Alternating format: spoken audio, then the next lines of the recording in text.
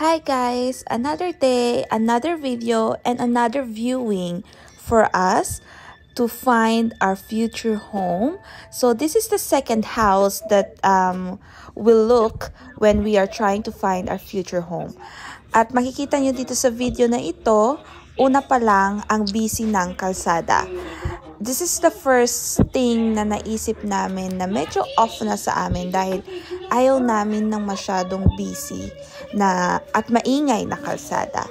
This house is worth 339,000. But if I'm not mistaken, itong bahay na to ay nag-underwent sa bidding war. But we didn't try to bid on this house kasi marami siyang mga offside para sa amin. But yeah, that was the living area. This is the dining area, and this is the kitchen. As you can see, the appliances are not too updated, but they are still working, which is it's fine for us. But yeah, the cabinets are not too bad also, pero makikita mo na old na talaga yung mga appliances and as well as the cabinets. But as what I've said, as long as it's still working at hindi naman yung feeling namin masisira kaagad, it's fine for us. So, on the kitchen area, nandun yung pintuan papuntang backyard. So, as you can see, it's a very large area. Ang laki ng backyard niya. You can do a lot of backyard activities, barbecue, picnic, and get together with your friends. So, it's really a nice backyard. So, I was pointing on the door for the basement. And this is the other part of the backyard.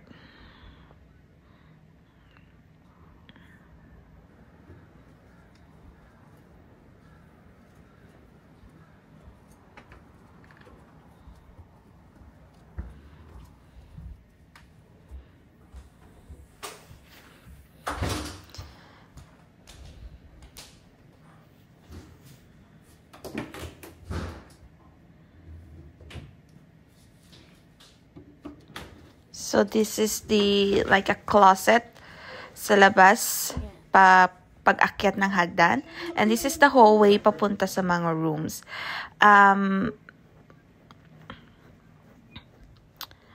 You have one bathroom with tub, toilet, sink, and ito yung upper part ng bahay. So, the bathroom is nice, but the sink pa lang, medyo hindi ko na nagustuhan as maarteng babae, pasensya na. So, this is the first room. I think this is the master bedroom because this is the biggest room dito sa taas. So, it has a own closet and a king bed size is fitted on this room. Meron ka ring cabinet or vanity table. And this is the second room. Meron din siya latang closet. And pwede ka maglagay ng vanity room, but this is not as big as the master's bedroom. This is the third room, wherein they didn't use it as a bedroom, but you can use it as a bedroom because it has its own closet and everything. And these three rooms, it has their own heater.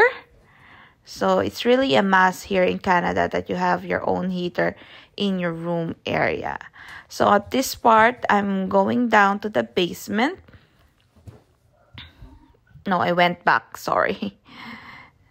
So they're trying to check the fireplace, but as what they said on the description, the fireplace, they don't know if it's if gumagana siya or hindi.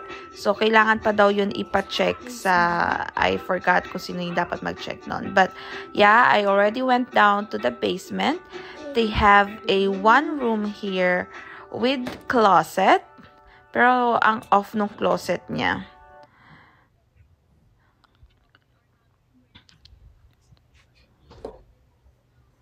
Look. Closet, at the same time, nandiyan dyan yung tank na tinatago. So, yun yung sasabi ko, parang napaka ang off tingnan. So, this is the other room we're in. Nandito yung washing. Yun yung door na pinakita ko kanina na sa backyard kami. So, yan yung papasukan niya. And then, this is like the living area na may cabinets din.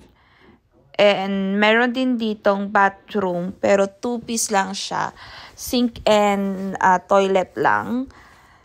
So, hindi namin feel itong bahay na to. And at the same time, when we went down to the basement, ang una naming mapapansin is yung smell. It smells like a wet, moldy area. So, off na sa amin yun kasi we don't know if there's already a like hidden build of molds at the back of the walls, which is hindi yun maganda sa isang bahay and at the same time sa health ng titira dito. So, yep.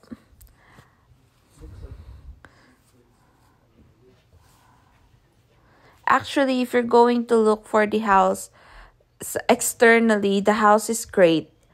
But if you're going inside na, it's a lot of minus points for this house. So, buti na lang hindi kami nag-bid dito kasi ayaw naman namin syempre of course masayang yung utangin namin. Utang na nga lang siya, sasayangin pa namin. So, we didn't bid on or we didn't put an offer for this house. So, yeah, this is a 339,000 type of house here in Newfoundland and Labrador in St. John's, and this is near sa mga establishments, groceries, bus stops, but then it's not really for us. Kaya, yeah, just keep on watching.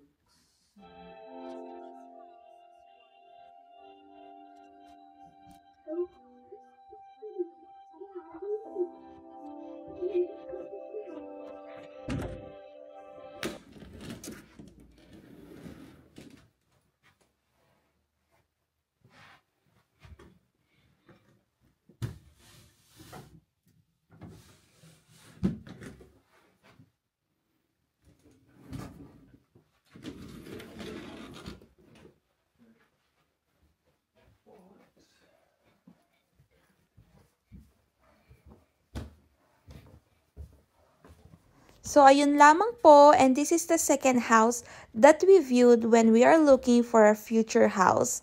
So, thank you guys for watching and stay tuned for the next house that we will view. Bye!